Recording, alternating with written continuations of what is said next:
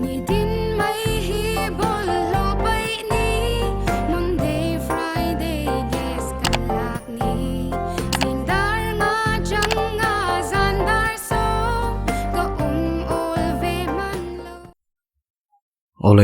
chung có che chol nula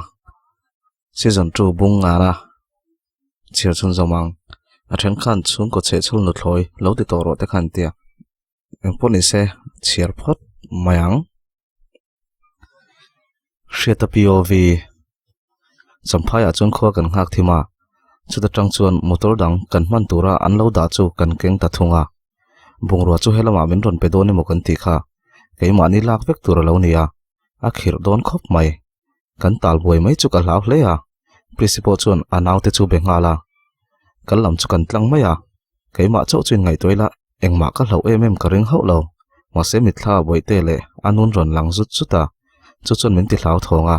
kan che sual mo chu ka hlaw ani an na kan tho sak te la hian engma ti shen nei der si lo kan che sual min man palani poin min shelo ang makin an omanga an min kan sei chuak palani vai chuan kan chung te chunga thil thleng turla ka chiang hle sia kan lam chutlong takin kan tlanga jingdar ni vel taka let le a him tur tho chu min ron shila ram boi vel nen engtine mo tak kan rel ruk thei chu ka ring ani kanin hlan chhona tur mun chu kan thlenga leilam ho chun hlaw thong e mema kan chenghal sok soka anni chun let le ngal maka atak nge number 4 ka hmu to chuan ala tam ber hialang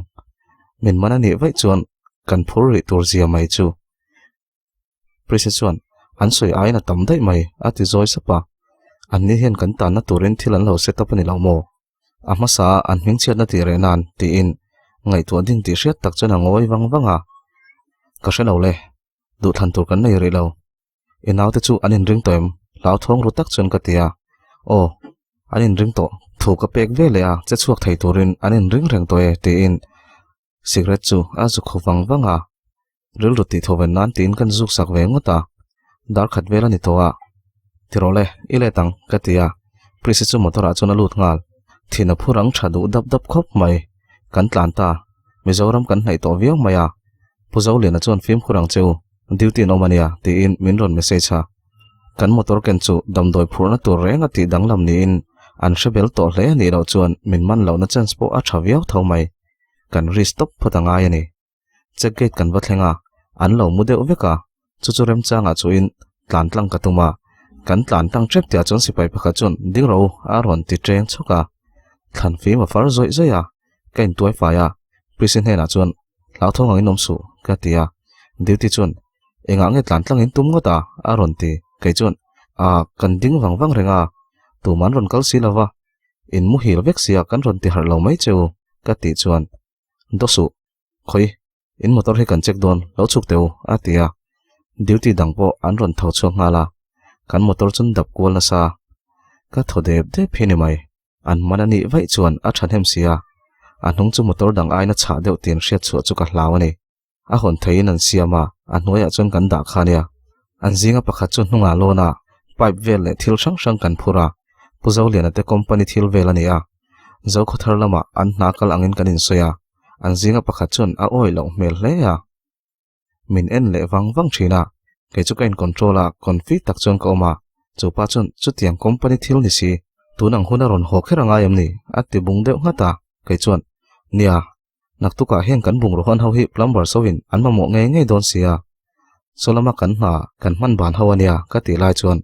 motor chunga tang chon hei an va fel mel ve aron ti chuak chu ka thol deuh huai mai police pakhat chon nula chu iwa mel thave ke chu min en zukin hei ibial pa em ni tin prisi chu nui vor vor chona bia prisi chon nilawe ka pasalania tina chang maya kan hnunga chon motor danga ron kal leya police pakhat chon anni kha chu kaltir mai ro aron ti hlawa ani kan kal mai don ania ti in phur tak chon kan luta kan hnunga motor chu an dap rok roka kaini chu kan tlana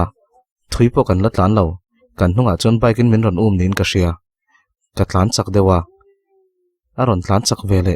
prisi chon police khan nin ka sia tlan chak ro ti in kamala chon aron benga thok kan la hala ani indong hetro ti in tlan chak chu katuma kan hnunga min tu chuan hon aron petura hetiranga chon thil thalo zo ka thleng theini ti ngai tu chuak thutin ngoro ama chu ni mel boka ding mayang min man palta ni le midang ron thlen main kan ching fel don nia ti sa chuan midanga ko zo kang ti in ka tlan muang dewa kong zaw la ya chun ka dinga police pa chun inviting harve a ron tivara nia kan lau deuh chelom le kan mu chiang mai thei si lo chia noi tlon deuh chun ka han tia police chun ka phone ka hmu mi lo maya ka kun na vela khan ka thlawem mo ni le ka tia a ron ti le o ani chu mo le e number chu han soila kan lo call don em ni ka tia ani chu motor hnunga bok chuna lon le a kan bung ro chu hai to lo se han lon to lo se ka du ni ara rik jong chuna she palang ti ka hlau lutuk hlau thong tok chuna number sei chu ka dai la a lo thlau nge ya ma se kan motor dam doi kan da lu na a hon na bula tak chuna om ti ka sia sar ka ron char don em ni ka ti chun angai lo kan charange ti in a noi saka a zukun hai chu a bul chu en chianga a chum data ehe a ti chun prisi chun a ru ka lo pai reng pistol chu a phor ru zal zala ke chun prisi kut chu ka wadang wata police pa chun a chui le khera a hre chuak chiang to ti ka sia prisi po ka dang man to lo a pistol chu phor ngal pris ala hun lo ka tia prisi chun hun to e min man chu hun kherem ni kan nga don a ti vin chaka chu pa chu anui hak haka karin dan sa reng ani ti na ron hoi tha prisi chun tuna tak hian ti hre ka nei ho lo nangma wanga min man ani chuan min man chan tha hi ka hre reng reng lo o khodar dar chuna tia ke chu ka lo ngoi renga chu pa chun phone chu manga prisi chun daro i da lo chun ka ka pangche ati po chun anui lui suka lo ngak ve phot ula mole atia prisi chun trigger chu a met per don tak niala ka wadanga chu pa chun phone chu mangin an ron tlang don e pushet kim an film khur thiam khop mai an him toy ati chu president chun kanin ena kan thodun hala chu pa chun tikha chun in tlang par thai toang ding to lo in tlang char char ola ke po kan kalange atia kan hlau thong man lu tuk chu ka thok te hi top lo chawani ka mai chu tuain ka han hui papa prisi chun phone mangin kan him toy in du chun in kalsan thai toang atia a phone mang po jang khai wa mai phone chu da a da tanga rei wak lawa chun phone call dongin prisi chun tu nang huna tia phun lakin phone chu chang ta thawa mo in mu mo che chuak ngal ro atia ke chun enge ni ta ka ti ngal wata party na puyan mu ni chu a ho tu ran zui don ati chun film khur deun chero se tuna himri mala ama vek chun nakina ron vole nan che amang thai reng ania tin ka shil ve siam siama an vain mananiang prisi chun ron call le a te chuan a phone ami thil om jong jong chun pai bo sak veka krisi saruak thalak thlengin ama chu an soi sanual boka an kal santani prisi chuan puzau lian ate chu a kol ngala in du chu kan ron hona te chuan in nau pu kha ka ching fel boko ati chang deuh faka puzau lian a chuan khapa ve kha roi reng lak lak lo si nangma vo nan ba kan du hlai nem enga ma kan ma mo to love tluang takin ron thlengang chu atia phone chu da ke chun zai play in ka thoveng hok to a aizol thlen wat wat chu ka chak to ni champhai kan luta motor lak chu boi thak viau maya pushet ki ma chun kan naute nan ron lamayang nangni chu ti khan ron tlang par ro atia a soyang ang zom chu tu na re chuan kan ti turom chunani tin in phia ruk na om lo nin ka sia anhuan sei ka hriat dan chuan pushet ki matele apol hnai vai ho reng reng hi police ho hian an hre chiang to a an kutan phuar hne viau ani ome an changam ri lo ani tin sumlama tle min har sat nan tok ve deuh bok nen midang an chorngam loin keini min ron punani keima ni wanga he tianga buai hin ni bok nen phubalak nan tin min ron nor chuak ani berang chu mase heng kan thil phur lu te hi an tiralanga sumlama chun har sat nan tok to ho lawang le noi POV chiar chun zomang tun hai ushia ta hian min ngai sak lo riau hian ka sia mi pathen khatangin athar zongin min kal san don nge ni boite tak ngel po ron bia ka tum ngai lo ka ngai a thalo viawa ma se han ti dan vak ka hre si lo min kal sana du to ni thei mai angem ti in ka ngai to thina karil ru chu boi ve tak zetani ma se ngai to ri ka nga ema ka han che tak tak phai hi chu ka boi thei ngil thak te hian ka che thin sunday tlai ni ya pamua ka chon choi tura min som ve renga wangin peilo le she ru tak chuan ushe ta te in lama choi tur chuan kan chawa kan thleng chu an lo ri chula apu chuan boi pe chu khoi mo ehe awa han tha em ve no sang chun oi khoi mo kan lo pom teng ente apa no pan lai nar chia chia ti in a nar chu khoi saka boite an mu chu an lomin an lim tak zet ti ka ria nurini ron chuk wata lutia ron kalelo apu chu van lom don em a video hi a nui pui kur kura nuite po in ron kalpui kha tu tuk apui na mu chak theinen ti in a ron rile phar phar to anu chon nia han chua pui na man a om lo chu thu ran ni se boite hian tlang hrileng vela ka yang ti kan hlau ve a nuila hian thiam hi nei tlem sia naw ko pom thale hi ni rungot ti in alo chang wata nurini chon mai mai a naw chua pui tam hin ram rak du zok ron kalpui zeu zeu ro kan ngai velom apa po thale vela chuna ron chho to don kha ati chon ani mo ka ti zoi sapa engma min shil lo chu kalom lo ril ru le a u boi chon a surprise che tumaniang ti in athlawanga ron hau wata ma se coloring hlel tho u hria ta hian enge mot tak kala ka je pa nei ni ani lo vek chuan min ning tonga min kalsana tumaniang ti in ka ngai tua u boi chon nute enge ngoi renga edu le christe na te lo leng ri la hei voina na chu naw tur po kan that nem hi ati chuan anu chuan a kalbik lawang hei yu boi hi puiro mani chuan ei rong bolte hau tak a ron ti ve wata ke chuan nia nakina ka kalmayang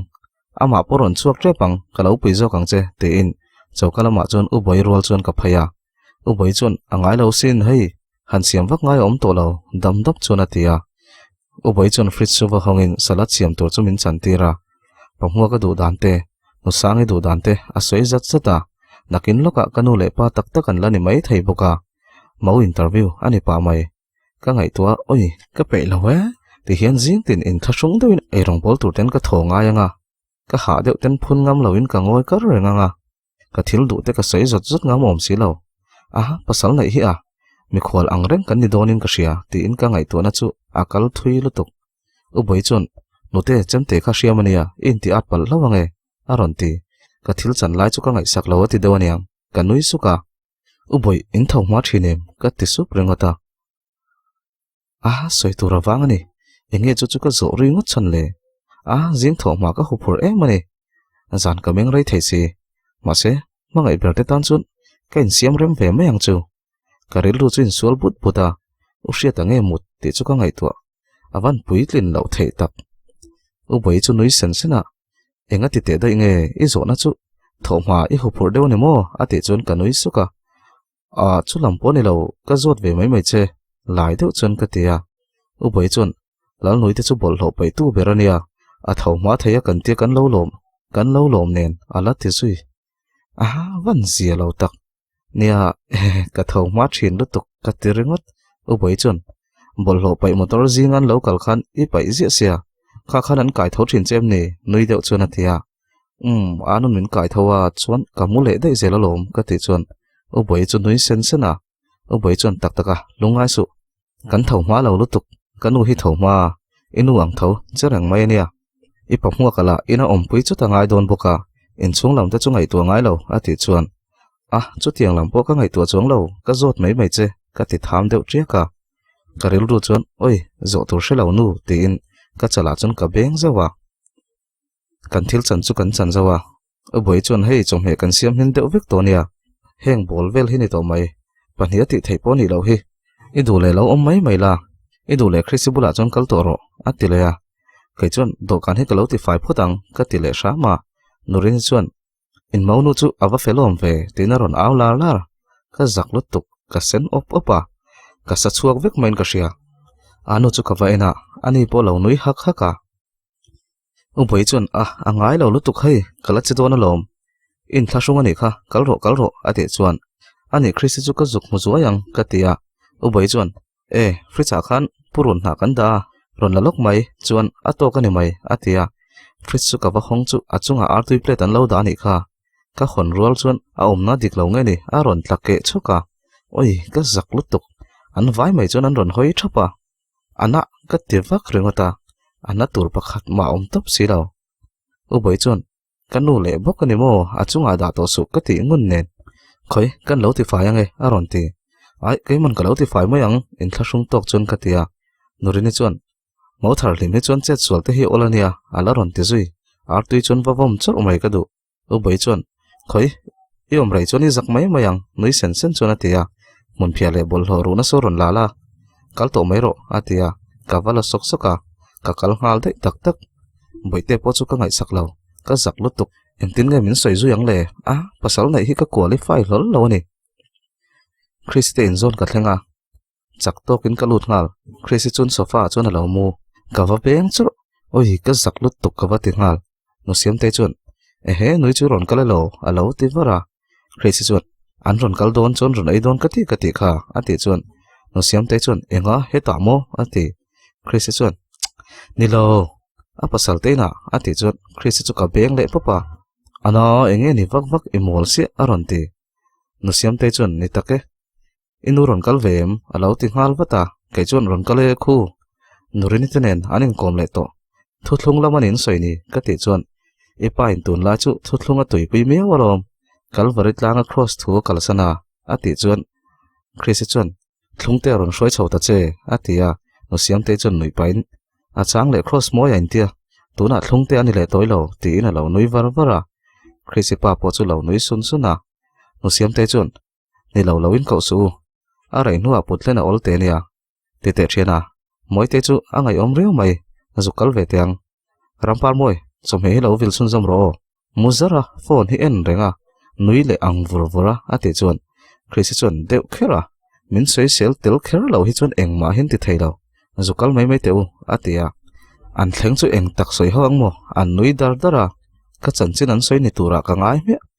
Chrisi chu ente ka che chelutuk an artui plate khat ka ti ke deuh vek ka ti chun Chrisi chun mo iwa han film khur om lo ti na nui var vara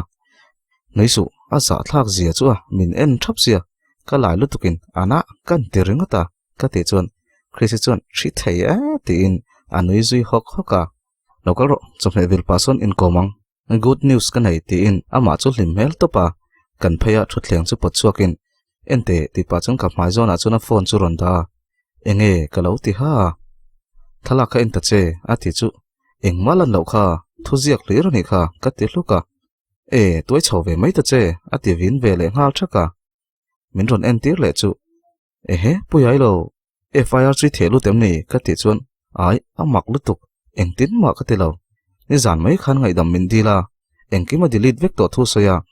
chuan atu ka ti hian newsa thil ruk thu boy an lo mana mi sang sang po alo voin alo bum na sa ni ome ka lom zia hi kai ma hi ka ha dam song song in ka ria ati chun ka lom pui to pa kai po chu ka tho veng ve hok thai Chrisi kha ka khongai lu tuka a boy chun zom zel palang ti ngai tu reng reng khan kom khania ma se enga tinge le chu tianga ron ti thut le police ne na chun ain pe ti na nge an man le ka ti chuan Chrisi chuan ka shalo ka ngai to peilo ka lom to pani mai ati chuan ti khan social media shet chian manglo ngai zon ringot chi lo je sha toem film khur le toro zat lu tuk lo tur ka ti chuan a ve zia che ka za poni lo a fel mel e malom atir te kha chuan ala ti sham mi pa ta chu anin thup thei lu tuk chu wang chuan media tang phei chan tu ma ring to lo la ni mai ka ti le sha ma ani nom fa pakhati nei dek deka upaber ang om zia zang hen min han zil ve waka ala ron ti nang aya dai zau to le ton hriat nga to kania ka thu hi chu a ko yang ilin som tup la ni mai nui deu pa chon ka tia Chrisi chuan ole pi ton hriat nga I mau na tur ta chu nom hmelem ati zom hal zata kai chuan oi ka pei lo an man hi in chung lam ni loin mau ni shim shim hi ka pei don lo kanun nen hen in rem lo mi hin lo van fak tak ka ti nga zung zunga Chrisi chuan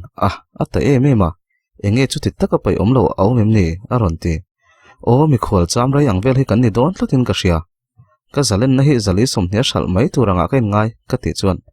Chrisi chuan I om ra yanga chung ko ang tak takin mi zia in sha chawanga adik chaw ve mayang ma se kai pen ka pai chong lo fa chu hei ka ot ve tho ni chu ma se pasal wa nei ang kha ka pai chong lo no thoi ho sa deu ni la no pang deu bial pa du du buli thei tur ngai zongila ati chuan kan nui o ruara oi u hria ta min ron biak lo wanga ril ru ha nen sum do na le boi te ringot ngai tuen ka oma hetianga han nui o ruar te hi ka chak to tup rami le bena han om le che se mi rel mai mai la kan bula bena kha intifel token lo om sela min lo khap chen se ngai thatui ve mem tho se khang hun kha angai om chutia kan nui ar lai chuan Chris chuan aha nang chu nui ni to a ti te hi rol to lo an te le rengota I over ni chu en te ton lai chu hriat a hi min ron be ngai lo thluk ani zana mudona hian min ron be zawa a bak chu min ron be lo reng reng a ma kha chuan an office chhun chol zuk pen min ron be reng zel khania ni khata hian min ron be ngun thin hle khania ka ti chuan Chris chuan avan mak ve engemo an na an buai deuh ni lo mo a ti char chara ke chuan nia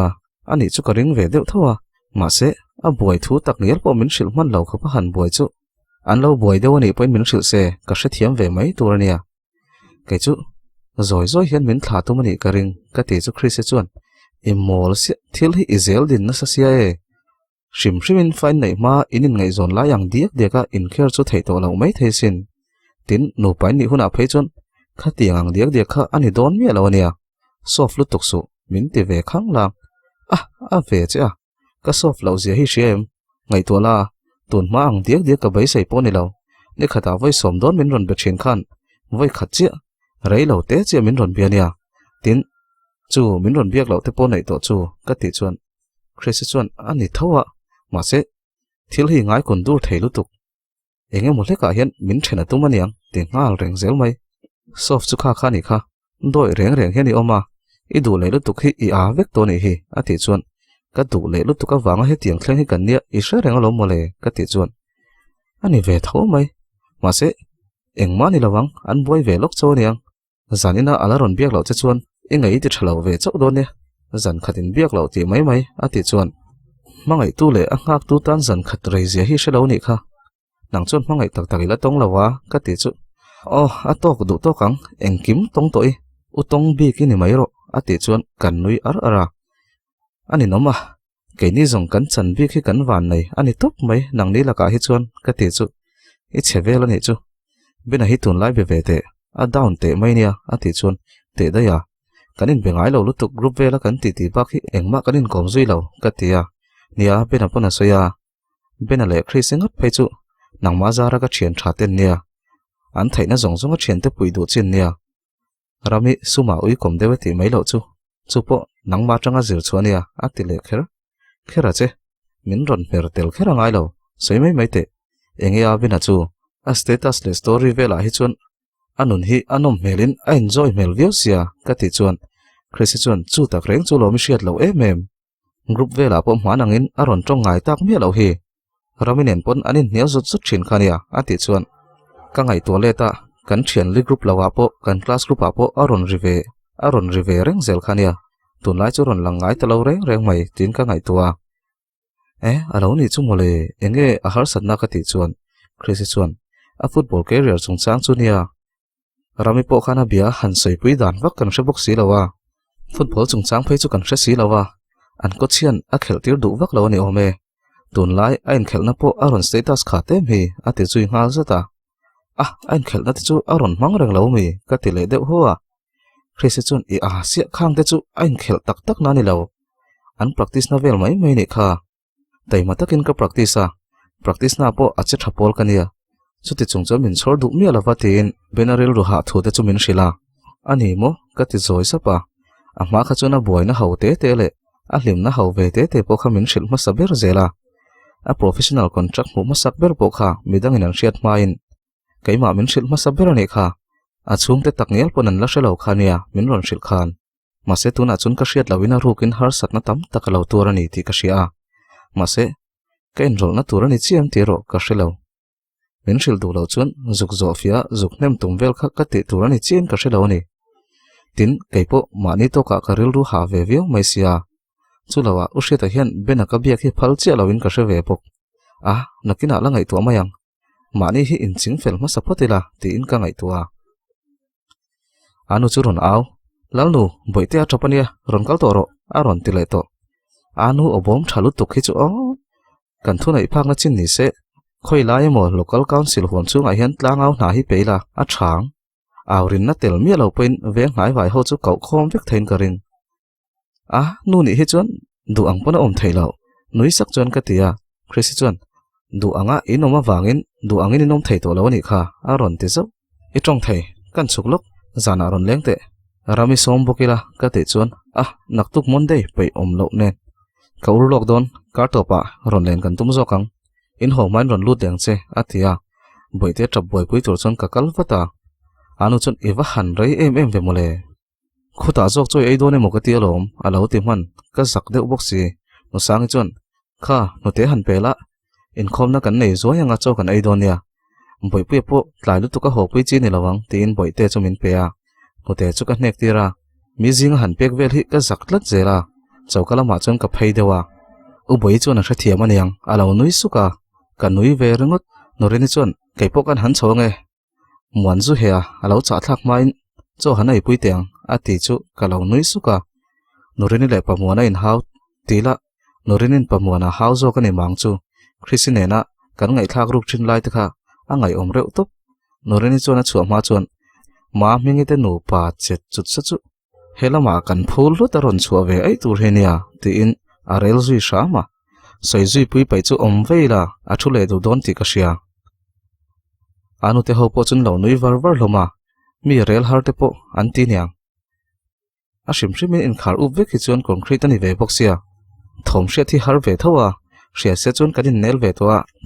ve towa an ron chawm e mai tin ka ngai tuwa ma se noreni te chu pakhat tal kha tianga soilo chona diklo jok me wani musiam te te no pa pon dinga pamwa ka chon o in ku ka ron choi ula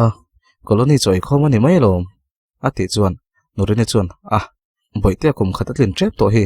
a birthday pui tokin kan lom zo kang chu ati chuan musiam te te po chon ni e mole chumi tur chon kan lo in bot sei zo kang ma se anu Christian ain rena ti khop maya apa te laman che tangai mai theini noi huwa chona tia ram par moi thil soi pe lo to chu wa han tul lo tak tiang ai toin za lo tok chon kan noi lui suk rengot no siami te chon chuak sang sang hloma boite chu amu ta chuak ani ka ring atlai ro zol deuh tlata pamwa ka chon chungin khoma rota Christmas message ka dong chuak ro thuthlunga soi don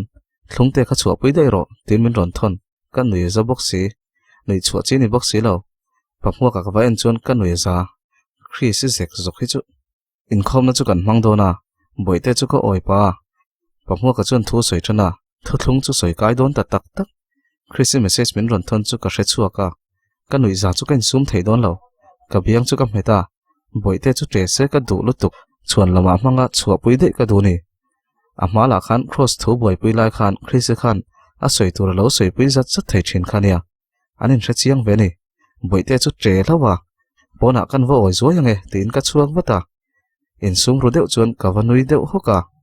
athu soi kha ka nui poni lo Chris le rami ka mi thla ka nui zatlak message min ron thon lok le kher bok nen chuan min sum tir thei lo le zo la ni in khom nan man zo chuan anu chuan khoimo lalnu naw kha ka lo lang choi chu wa siam pui te aron tia keipo ka nui za re to boka o boi nen chuan choi chu kan siama pamwa ka chu nu sang e chuan aron nor phaya pamwa ka chon nute ei tuk ro boite nen hi chon ho to lo mai ula tin anui hak haka eng tikai mo ushe ta nen hian kan lai nei ngei om sia chumi huna anu ama chawa kanin lampana akal rek rek tur te ka ngai tu na aron lut ti chuan cho chu kan kil hawa vok sareb le ar safrai te an tui hang ti vel le bai tui mel deuh ten lo chopa chome chun lo chop nem ngang mai ar thin chu kan suak na la kan ai tana pamwa ka chon ar safrai chu suaka a fian chon chok deuh zuk thina no sang e chon e mulo em ni khoimo tin awa zon puya eng ber nge mon len zon le te ka ngai to lai chuan u boi chon freezer thanga salad ron lak pa chuan a bela a thin chu lo maniang a ron ti oi ka zak lutuk ka chuwa chuan a thin ka suwa chu ka phum hal wat dalet le kha ka zak to boxi no sang e chon a bel chu va en le a an hu boxi lo kai chon shelo om takin ka ei mok moka boite chu trea nu khoi ka lo puang tin boite chu kala ar sathin ka lo suak man thot chu a pamwa ka hian tun hian ar sa ai thei vak lawa a thin le thial vel chi hi ai ve do ni ome an soi zel dana boite puak pa chon ka thleng chu ka choi kanga ti hian ina pok ai dan thina nia alum de boxia soloma son kan vo om puyange atlai mayang tin kain choya no sange chuan haya min lu tuka kan lo chok noi ve kani don hi aron ti pamwa ka chon a poilo chu hei sadang om tho ka da tel tir sia tin kan soi mai mole at ti hlo an hu lo lai chon rang lu tukin a thin chu ka ei zo sok soka min huang ti ka hlau lu tuk ka ti nge ka che thin em thin ni ei kham vat vata ho ka chak to ni boite po chut lei ve dewa u boi chon cho chu ei khama boite chu khoi ka lo la nge dokana son vai ro a shom mel e mai atia dokana chon rei lo te kil ve in ka kham vata kan kham fel nu chon rei lo te omin u boi chon chet pui du lo boka kan ti ho mel mela uma ming te nu pa chon ron lang lola oi kan lo in khar up veka in thom kan shabok si lawa norin in ron soi lawa boi pu kan hu chak chak nen tin boite chu ron poman tuma boite chu mu da chuak to viau mai ma se apui na mu ta phal tlat lo ati har zela angai ve ni uma ming chon pomin nakina thomno kala ron pe veng che ti in boite chu aloma darit vel chon nu sang chon ho to ro hei atlai zel atia kalom top ina zalen taka om ka chak to ni puitling dewa ti te hi kat nei top anu chon ni e ho do ni la lalu thil thei hil te khai nei lenge boite dai par te kha aron ti ve ngai ama hi hai hot hot nen anu chon chopa chon arang thai ang ber ron len le kan tum do nia ti in kan chuak chawa uma mingi te nu pa po chon min ron thla pa hua ka te ro chon kong ka tang chon min ron en liam ve thunga khrisi chu kawa aw waka ron kal ro min lo thla ro ka ti chon pe lo mel to kina ron kala dar ko vel chon kanin chu kan thlenga ka chaw lutuk boite chu khuma ka mutir wata boite thil wang wang chung chuan u hriat chu ka bedon nge don lo ti in kain ngai tu na sa hle ya ole khati zong khalo ni le sala a thatu zong zong te chunga ka lo me tin zantin hi ti chua chu ka du viawa ma se